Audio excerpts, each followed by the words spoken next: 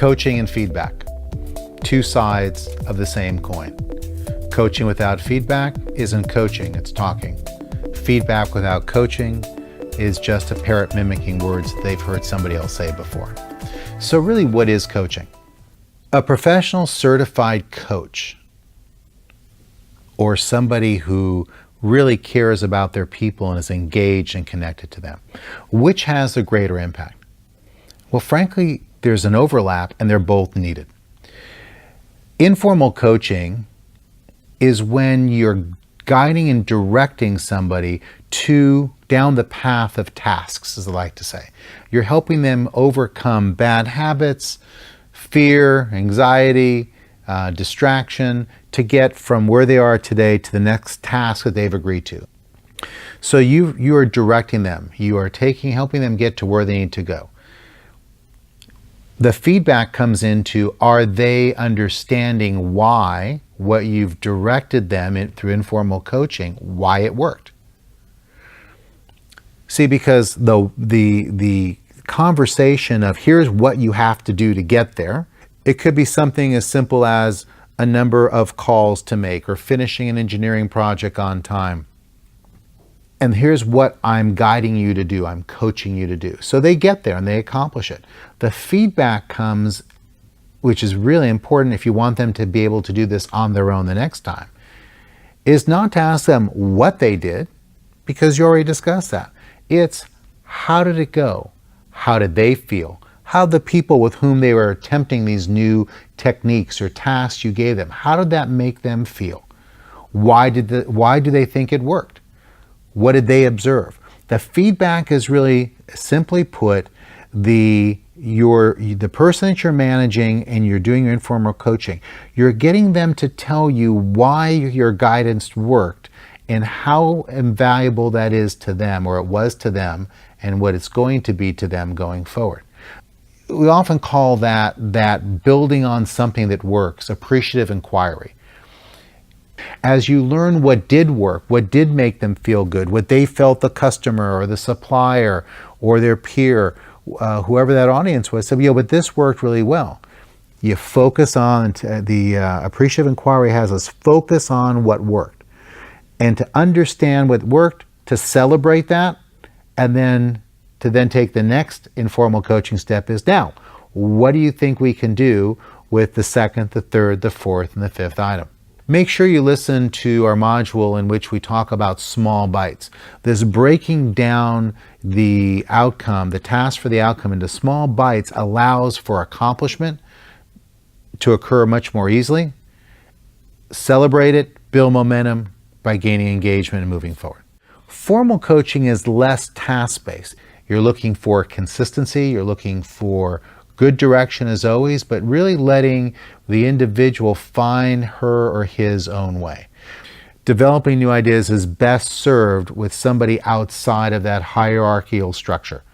It maximizes trust, transparency, and it eliminates the threat of sounding foolish. Believe it or not, one of the greatest fears we all share, regardless of our demographic, tenure, or title, is the fear of not being taken seriously, of saying something stupid.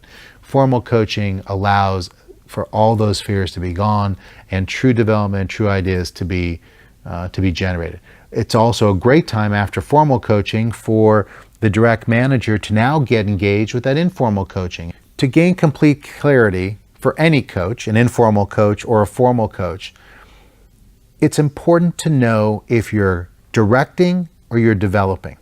If you're directing, you'll find you're talking more. You're giving guidance from your experience. That's directing, and very, very valuable. Of course, coaching techniques can be used, as we've discussed in other modules. Gaining agreement, listening completely, promoting feedback. These are all very important principles, but they are designed to support your success in directing your direct reports. Direct them to the task, direct them to prioritize. Formal coaching has little or no direction. It is almost exclusively about developing new and creative thoughts and ideas. In that formal coaching environment, it's a much more aggressive questioning process as well, really challenging somebody to say, I'm sorry, I don't understand what you're saying, or that's not logical at all in my experience. Can you please tell me why you think that's going to work? Imagine saying that to somebody that you need to go out and create something for you, getting results. That type of challenging process to open up the creative juices in that individual is best left for formal coaching and for that objective third party to do. You'll get a lot more benefit out of your directive informal coaching if you bring the two of them together. So although in directive coaching you don't do a lot of development that formal coaching does, you do have to have the same ears. The coaching ears apply to formal or informal coaching, directive or developmental. What I mean by that is you're listening for what's not being said. Now think about that. Our entire lives we've been told to pay attention. Our entire lives we've been told be clear, get to the point. When have we ever been told what hasn't been said? So let's talk about this in specifics. Somebody, you park your car in the parking lot and you're walking with a coworker to the office and you say, "How was your weekend?" They said, "Fine. How was your weekend?" "Great."